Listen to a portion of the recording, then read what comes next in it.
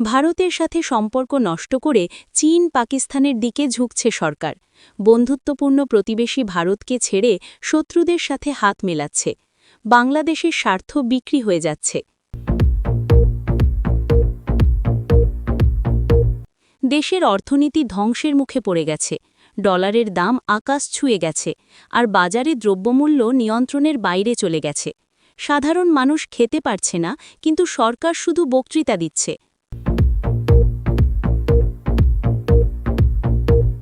মুক্তিযুদ্ধের ইতিহাস মুছে ফেলার চেষ্টা চলছে। বঙ্গবন্ধুর ছবি নামানো হচ্ছে, আর মুক্তিযোদ্ধাদের অপমান করা হচ্ছে। স্বাধীনতার চেতনা ধ্বংস করার ষড়যন্ত্র হচ্ছে। হিন্দু সম্প্রদায়ের মন্দিরে হামলা বন্ধ হচ্ছে না। প্রতিদিন নতুন নতুন ঘটনা ঘটছে, কিন্তু সরকার চুপচাপ বসে আছে। সংখ্যালঘুদের নিরাপত্তা দিতে ব্যর্থ হচ্ছে ইউনূস সরকার। বিদ্যুৎ সংকট আরও বাড়ছে দেশে। লোডশেডিং ফিরে এসেছে, আর মানুষ অতিষ্ঠ।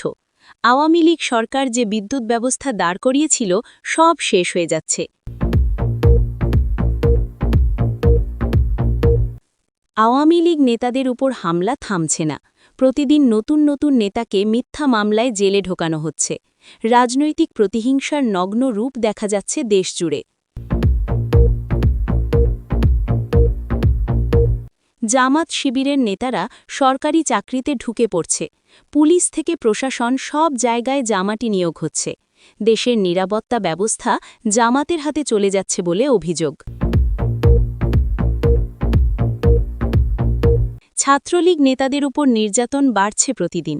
বিশ্ববিদ্যালয় থেকে শুরু করে গ্রাম পর্যন্ত ছাত্রলীগ কর্মীদের টার্গেট করা হচ্ছে। রাজনৈতিক সহিংসতা তুঙ্গে। শেখ হাসিনার বিরুদ্ধে মিথ্যা মামলার পর মামলা হচ্ছে। আন্তর্জাতিক ষড়যন্ত্রে বাংলাদেশের জনপ্রিয় নেতাকে শেষ করার চেষ্টা। গণতন্ত্রের হত্যাকাণ্ড ঘটছে চোখের সামনে। দুর্নীতির মহোৎসব শুরু হয়েছে সরকারি অফিসে। ঘুষ ছাড়া কোনো কাজ হচ্ছে না, আর দুর্নীতিবাজরা খোলামেলা লুটপাট করছে। স্বচ্ছতার নামে সব নোংরামি চলছে। জামাত নেতারা সুপ্রিম কোর্টে নিয়োগ পাচ্ছে। বিচারক থেকে কর্মচারী পর্যন্ত জামাতি দখল শুরু হয়েছে। আওয়ামী লীগ নেতারা বলছেন আইনের শাসন শেষ হয়ে যাচ্ছে। চট্টগ্রাম বন্দরে জামাতি নিয়ন্ত্রণ বাড়ছে। দেশের প্রধান বন্দর জামাত শিবিরের দখলে চলে যাচ্ছে। জাতীয় নিরাপত্তা হুমকির মুখে পড়েছে। ইউনূসের সরকারে সেনাবাহিনীকে সব জায়গায় বসানো হচ্ছে। প্রশাসন থেকে শুরু করে শিক্ষা প্রতিষ্ঠান পর্যন্ত সেনা নিয়ন্ত্রণ। গণতন্ত্রের জায়গায় সামরিক শাসন আসছে বলে সতর্ক করছেন আওয়ামী লীগ।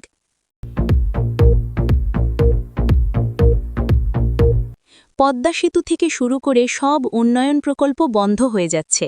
নতুন কোনো কাজ হচ্ছে না, শুধু পুরনো সরকারের সমালোচনা হচ্ছে। দেশ পিছিয়ে যাচ্ছে প্রতিদিন।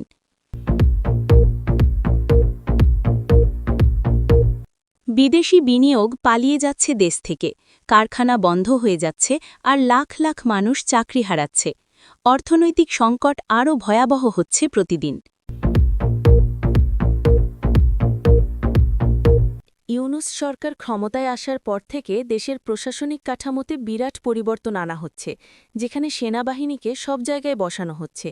জেলা প্রশাসক থেকে শুরু করে উপজেলা চেয়ারম্যান পর্যন্ত সব পদে সেনা কর্মকর্তাদের নিয়োগ দেওয়া হচ্ছে, যা গণতান্ত্রিক ব্যবস্থার জন্য মারাত্মক হুমকি। শিক্ষা প্রতিষ্ঠানের প্রধান পদেও সেনা কর্মকর্তাদের বসানো হচ্ছে, যেখানে শিক্ষাবিদদের থাকার কথা ছিল। আওয়ামী লীগ নেতারা বলছেন এটা একটা সামরিক অভ্যুত্থানের আড়ালে গণতন্ত্র ধ্বংস করার ষড়যন্ত্র, যা দেশকে আবার সামরিক শাসনের দিকে নিয়ে যাচ্ছে। সাধারণ মানুষ ভয় পাচ্ছে যে আবার সেই ৮০-র দশকের মতো সামরিক শাসন ফিরে আসবে, যেখানে মানুষের মত প্রকাশের স্বাধীনতা থাকবে না।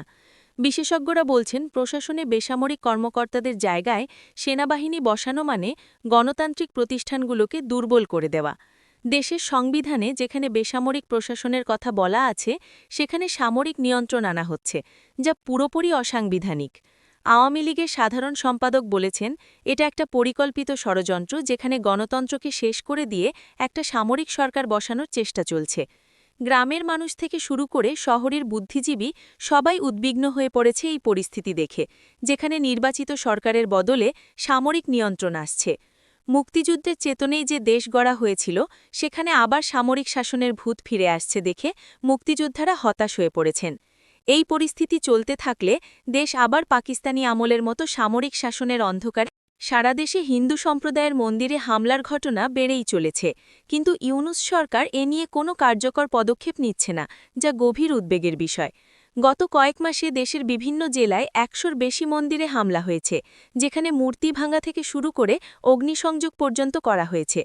হিন্দু সম্প্রদায়ের মানুষ তাদের ঘরবাড়ি ছেড়ে পালিয়ে যেতে বাধ্য হচ্ছে, কারণ তারা নিরাপত্তা পাচ্ছে না সরকারের কাছ থেকে। আওয়ামী লীগ নেতারা বলছেন, এটা একটা পরিকল্পিত সাম্প্রদায়িক হামলা, যা জামাত শিবির করছে সরকারের ছত্রছায়ায়। স্বল্পলঘু নেতারা প্রধান উপদেষ্টার কাছে দেখা করতে গেলেও কোনো সুরাহা হচ্ছে না, বরং তাদের হুমকি দেওয়া হচ্ছে চুপ থাকতে। গ্রামের হিন্দু পরিবারগুলো রাতে ঘুমাতে পারছে না ভয়ে যে কখন তাদের ঘরে হামলা হবে। পুলিশ প্রশাসন এই হামলাগুলো থামাতে কোনো ভূমিকা নিচ্ছে না, বরং অনেক ক্ষেত্রে তারা নিজেরাই জড়িত থাকছে এই সাম্প্রদায়িক হামলায়। আওয়ামী লীগ সরকারের সময় স্বল্পলঘুরা নিরাপদে ছিল, কিন্তু এখন তারা দেশ ছেড়ে পালানোর চিন্তা করছে, কারণ আর কোনো আশা নেই। ভারতের সীমান্তে হিন্দু পরিবারগুলো আশ্রয় নিতে যাচ্ছে, যা বাংলাদেশের জন্য লজ্জার বিষয় যে নিজের দেশেই তারা নিরাপদ না।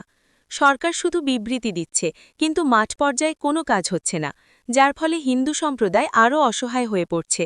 আন্তর্জাতিক মানবাধিকার সংস্থাগুলো এই বিষয়ে উদ্বেগ প্রকাশ করছে, কিন্তু বাংলাদেশ সরকার সেগুলোও পাত্তা দিচ্ছে না, যা দেশের ভাবমূর্তি নষ্ট করছে। বাংলাদেশের অন্তর্বর্তীকালীন সরকারের প্রধান উপদেষ্টা ড.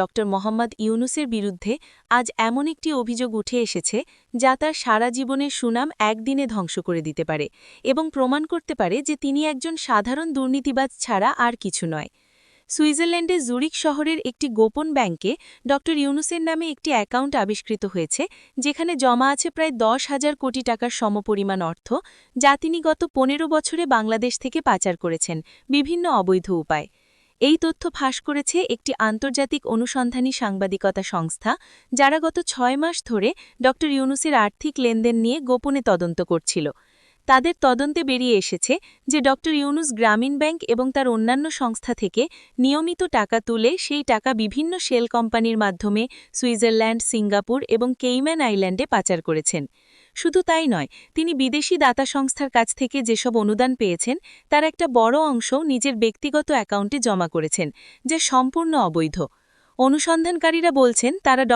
ইউনূসের সুইস ব্যাংক অ্যাকাউন্টটি স্টেটমেন্ট পেয়েছে, যেখানে দেখা যাচ্ছে গত ৫ বছরে তিনি প্রায় ৫০ বার টাকা জমা দিয়েছেন এবং প্রতিবার লাখ লাখ ডলার। এই টাকা কোথা থেকে এসেছে সেটা তিনি কখনো ব্যাখ্যা করেননি এবং করতেও পারবেন না, কারণ এই টাকা অবৈধভাবে পাচার করা। সবচেয়ে মজার ব্যাপার হল, ড. ইউনূস যখন গরিব মানুষের উন্নয়নের জন্য কাজ করার কথা বলছিলেন এবং নোবেল পুরস্কার পাচ্ছিলেন, ঠিক সেই সময়েই তিনি লাখ লাখ গরিব মানুষের টাকা চুরি করে নিজের অ্যাকাউন্টে জমা করছিলেন। তদন্তে আরও বেরিয়ে এসেছে যে ড. ইউনূস সুইজারল্যান্ডে ৩টা বিলাসবহুল ফ্ল্যাট কিনেছেন, যার মোট মূল্য প্রায় ৫০ কোটি টাকা, এবং ফ্রান্সে একটা বিশাল এস্টেট কিনেছেন, যেখানে তিনি বছরে কয়েক মাস কাটান।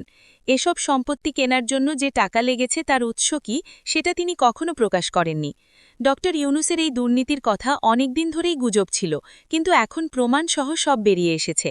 অনুসন্ধানকারী সাংবাদিকরা বলছেন, তারা এই তথ্য বাংলাদেশ সরকার, সুইজারল্যান্ড সরকার এবং আন্তর্জাতিক দুর্নীতিবিরোধী সংস্থাগুলোকে জানিয়ে দিয়েছে এবং শীঘ্রই ড. ইউনূসের বিরুদ্ধে আনুষ্ঠানিক তদন্ত শুরু হবে। বাংলাদেশে এই খবর ছড়িয়ে পড়ার সাথে সাথে মানুষ রাগে ফেটে পড়েছে, বিশেষ করে গ্রামীণ ব্যাংকের লাখ লাখ ঋণগ্রহীতা, যারা উচ্চ সুদে ঋণ নিয়ে কষ্ট করে টাকা ফেরত দিয়েছে। তারা জানতে পেরে মর্মাহত হয়েছে যে তাদের টাকা ড. ইউনূস চুরি করে বিদেশে পাচার করেছে। মানুষ বলছে, ড. ইউনূস গরিবের বন্ধু সেজে আসলে গরিবের শত্রু ছিল এবং তিনি গরিব মানুষের রক্ত চুষে নিজে বিশ্বের সবচেয়ে ধনী মানুষদের একজন হয়েছে। আওয়ামী লীগ এই খবরকে স্বাগত জানিয়েছে এবং বলেছে তারা শুরু থেকেই জানত যে ড ইউনূস একজন ভণ্ড এবং দুর্নীতিবাজ। আওয়ামী লীগের নেতারা বলছেন, শেখ হাসিনা যখন ক্ষমতায় ছিলেন তখন তিনি ড ইউনূসের বিরুদ্ধে তদন্ত করতে চেয়েছিলেন, কিন্তু পশ্চিমা দেশগুলো এবং বিশ্বব্যাংক চাপ দিয়ে তাকে বাধা দিয়েছিল, কারণ ড ইউনূস তাদের লোক। এখন যখন প্রমাণ বেরিয়ে এসেছে তখন পশ্চিমারা চুপ করে আছে, কারণ তারা জানে এই দুর্নীতিতে তাদেরও ভূমিকা আছে। শেখ হাসিনার বিরুদ্ধে একের পর একটা মিথ্যা মামলা দায়ের করা হচ্ছে, যেখানে কোনো প্রমাণ ছাড়াই অভিযোগ আনা হচ্ছে। খুনের মামলা থেকে শুরু করে দুর্নীতির মামলা পর্যন্ত সব ধরনের মামলায় তাকে জড়ানো হচ্ছে, যা একটা রাজনৈতিক প্রতিহিংসার উদাহরণ। আওয়ামী লীগ নেতারা বলছেন এটা একটা আন্তর্জাতিক ষড়যন্ত্র, যেখানে বাংলাদেশের সবচেয়ে জনপ্রিয় নেতাকে শেষ করে দেওয়ার চেষ্টা চলছে। যে নেতা দেশকে উন্নয়নের শিখরে নিয়ে গেছেন তাকে এভাবে হেনস্থা করা হচ্ছে শুধুমাত্র রাজনৈতিক কারণে। কোনো আদালত কোনো প্রমাণ ছাড়াই এই মামলাগুলো নিচ্ছে, যা বিচার ব্যবস্থার স্বাধীনতা নিয়ে প্রশ্ন তুলছে। সাধারণ মানুষ বুঝতে পারছে যে এটা একটা পরিকল্পিত হামলা, যেখানে আওয়ামী লীগকে রাজনীতি থেকে সরিয়ে দেওয়ার চেষ্টা চলছে। শেখ হাসিনা যখন ক্ষমতায় ছিলেন তখন দেশ এগিয়ে গিয়েছিল, কিন্তু এখন তাকে শেষ করার জন্য মিথ্যা মামলা দেওয়া হচ্ছে। আন্তর্জাতিক মিডিয়াও এই বিষয়ে রিপোর্ট করছে যে বাংলাদেশে গণতন্ত্রের হত্যা হচ্ছে। আওয়ামী লীগের কোটি কোটি সমর্থক রাস্তায় নামতে চাইছে, কিন্তু সরকার তাদের দমন করছে। মুক্তিযুদ্ধের নেতৃত্ব দেওয়া দলকে এভাবে শেষ করা মানে মুক্তিযুদ্ধের চেতনাকে মুছে ফেলার চেষ্টা। বিশেষজ্ঞরা বলছেন এই মামলাগুলো আন্তর্জাতিক আদালতে টিকবে না, কারণ কোনো প্রমাণ নেই, শুধু রাজনৈতিক উদ্দেশ্য আছে। দেশের সংবিধান যেখানে আইনের শাসনের কথা বলে, সেখানে এভাবে একজন প্রাক্তন প্রধানমন্ত্রীর বিরুদ্ধে মিথ্যা মামলা দেওয়া হচ্ছে, যা লজ্জার বিষয়।